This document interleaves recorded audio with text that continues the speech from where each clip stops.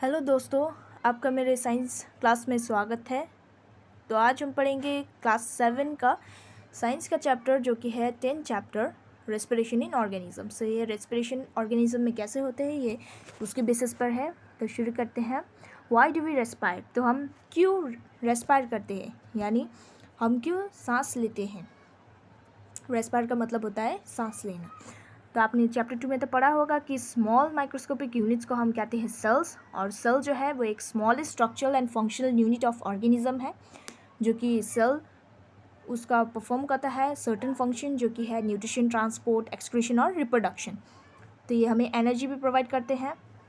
यहाँ पे देखते हैं रेस्पिरेशन जो प्रोसेस होता है breakdown of the food in the cell with the release of the energy. जो breakdown of the food occur करता है प्रोसेस, तो उसमें एनर्जी जो है वो रिलीज होता है, तो उसे हम कहते हैं सेलुलर रेस्पिरेशन।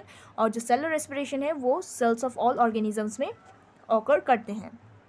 तो सेल में जैसे होता है फूड, जो कि ग्लूकोज है वो ब्रोकन होता है कार्बन डाइऑक्साइड में, जो कि वाटर को यूज़ करते हैं यूजिंग ऑक्सीजन।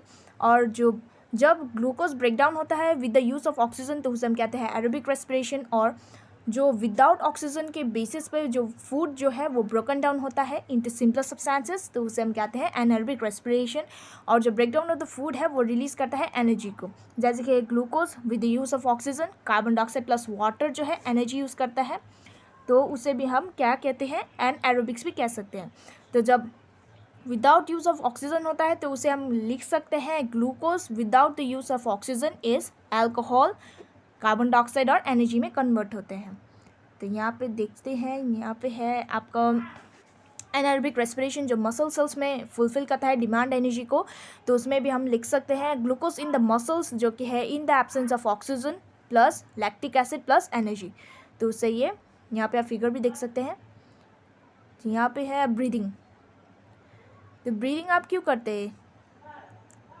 ऑब्वियसली आपको पता होगा कि आप ब्रीथ क्यों करते हैं, क्योंकि आपको लिव करना है, यानी सर्वाइव करने के लिए।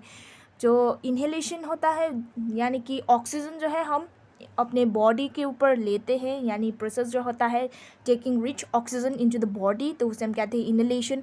और giving out of the air जो कि है कार्बन डाइऑक्साइड हम एक्सेल करते हैं, तो उसे निकालते हैं, तो उसे हम कहते हैं एक्सेलेशन। और ये कंटिन्यूस प्रोसेस होता है। और जो नंबर ऑफ द टाइम्स है जो एक पर्सन जो है वो ब्रीथ करता है इन अ मिनट, तो उसे हम कहते हैं ब्रीदिंग रेट।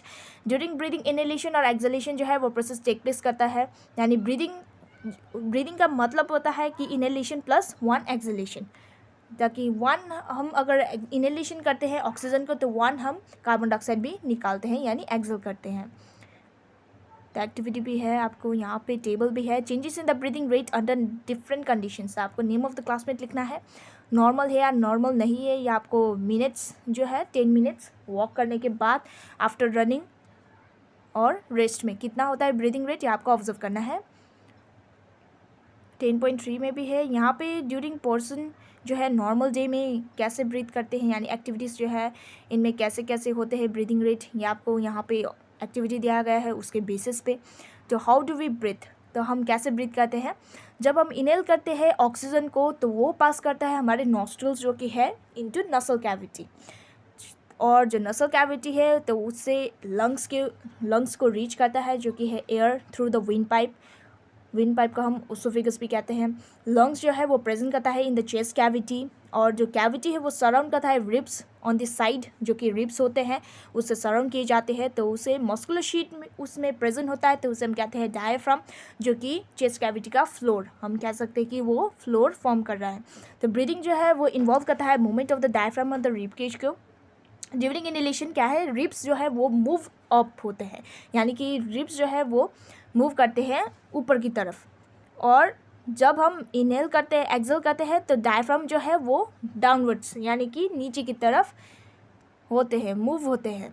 तो जो मूवमेंट है वो इंक्रीज़ करता है हमारे स्पेस को, जो कि है चेस्ट कैविटी, और जो एयर है वो रश करता है इनटू लंग्स, और जो लंग्स है वो एयर के साथ फिल्ड होते हैं, यानी कि उसमें एयर जो है वो भरा होता है।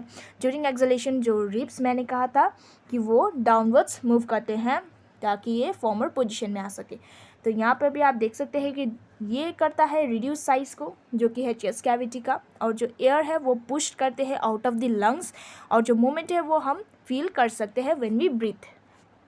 यहाँ आप देख सकते हैं ह्यूमन रेस्पिरेटरी सिस्टम, जो कि ये है नसल पैसेज, यहाँ से जाता है ओरल कैविटी जो कि हम कहते हैं विंड पाइप, फेरिंग्स है, यहाँ पे है ट्रैकिया, तो यहाँ पे आपका लंग्स है। ये जो है ये स्ट्रक्चर ये आप देख सकते हैं, इसे हम कहते हैं रिब्स, जो कि ये सराउंड कर रहा है लंग्स को। ये है डायफ्राम जो कि है मस्कुलर फ्लोर, जिसे हम मस्कुलर फ्लोर भी कह सकते हैं।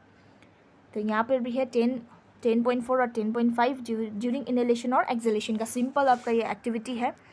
यहाँ पे आपका effect of breathing on the chest size of some classmates है, इसमें आपको ऑब्जर्व करना है ड्यूरिंग इनहेलेशन कितना है साइज ऑफ द चेस्ट, और ड्यूरिंग एक्सहेलेशन कितना है, और डिफरेंस इन साइज इसमें इन दोनों में कितना आया, ये आपको ऑब्जर्व करना है। यहाँ पे आप देख सकते हैं कि what do we breathe out, तो आप क्या ब्रीथ आउट करते हैं।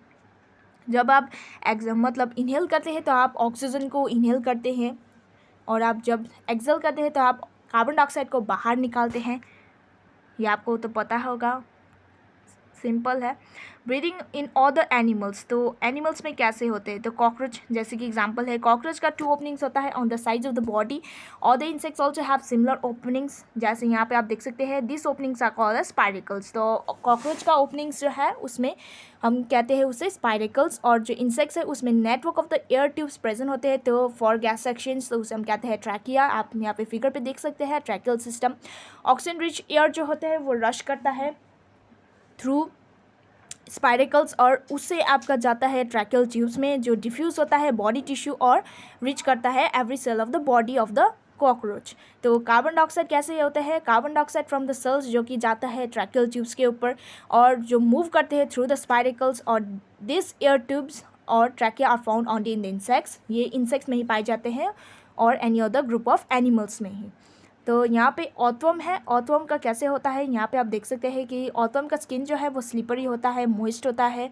फ्रॉग्स का जो है वो 2 पेयर्स ऑफ लंग्स होता है एज लाइक ह्यूमन बींग्स। तो ब्रीदिंग अंडर वाटर, तो वाटर में क्या प्रेजेंट होते हैं, सिंपल है, वाटर में जो है वो फिश प्रेजेंट होते हैं। तो फिश कैसे ब्रीथ करते हैं, फिश में जो है गिल्स प्रेजेंट होते हैं जो कि उन्हें रेस्पायर करने में हेल्प करते हैं। जो गिल्स होते हैं उसमें well supplied of blood vessels present होते हैं, ताकि एक्सचेंज ऑफ गैसेस को वो इजीली प्रोसेस को कर सके, यानी उसे प्रोसेस को निभा सके, एक्सचेंज ऑफ गैसेस ऑकर हो सके। तो यहाँ पे आप देख सकते हैं गिल्स जो है यहाँ पे breathing organs in the fish में प्रेजेंट है, इसे कहते हैं गिल्स, जो कि रेस्पिरेशन में हेल्प करते हैं। तो डू प्लांट्स ऑल्सो रेस्पायर, तो प्लांट्स भी रेस्पायर करते हैं, ये आपको क्वेश्चन पूछा है। तो प्लांट्स ऑब्वियसली रेस्पायर करते हैं through the tiny pores called as stomata, जो कि प्रेजेंट होता है लीव्स में ऑफ द एनी प्लांट, जो कि कार्बन डाइऑक्साइड और ऑक्सीजन का exchange of the gases takes place होते हैं। यहाँ पे आप देख सकते हैं ये है root absorb air from the soil. Like all other organisms, जो प्लांट्स हैं उनमें रूट सेल्स प्रेजेंट होते हैं ताकि वो ऑक्सीजन को जनरेट कर सकें एनर्जी में। तो रूट जो है वो एयर को टेक करते हैं from the air spaces present between the soil particles, जिससे कि फिगर देख सकते हैं। तो सॉइल पार्टिकल्स के उससे जाता है। तो ये आपको पूछा है कि can you guess what would happen if a potted plant in over water. तो ओवर वाटर होने से क्या होता है वो पॉटेड प्लांट, ये आपका ये आपको पूछा है। और इसमें आप ये चैप्टर में आपने पढ़ा है कि रेस्पिरेशन एक वाइटल बायोलॉजिकल प्रोसेस है जो कि ऑल ऑर्गेनिजम्स को नीड होता है फॉर द सर्वाइवल। तो अगर आप एक मिनट के लिए भी सांस लेना छोड़ देते हैं, यानी अपनी सांस को रोक लेते हैं, तो आप क्या दिन भर वैसे ही बैठ सकते हैं, नहीं ना। तो 5 मिनट के लिए भी अगर आप अपनी सांस को रोकते हैं तो आपको डिफ़िकल्टी होगा ब्रीदिंग करने के लिए। तो इसमें आपको कहा है कि लिविंग ऑर्गेनिज्म जो है उनमें रेस्पिरेशन एक वाइटल प्रोसेस है जो कि एनर्जी नीड करता है एनी सर्वाइवल के लिए। तो सर्वाइवल के लिए रेस्पिरेशन जो है वो इम्पॉर्टेंट होता है। तो यहीं पर आपका चैप्टर ख़त्म होता है। तो यहाँ पे एक्सरसाइजेस हैं, अगर आपको ये एक्सरसाइजेस के नोट्स चाहिए तो कमेंट में लिख दीजिए #exercises of chapter 7 of class 7 का चैप्टर 10, तो मैं आपके लिए अपलोड कर दूँगी। तब तक के लिए देखते रहिए मेरे चैनल को, लाइक कीजिए, सब्सक्राइब कीजिए ताकि आपको और भी वीडियोज़ के अपडेट मिलते हैं मेरे नेक्स्ट वीडियो पे।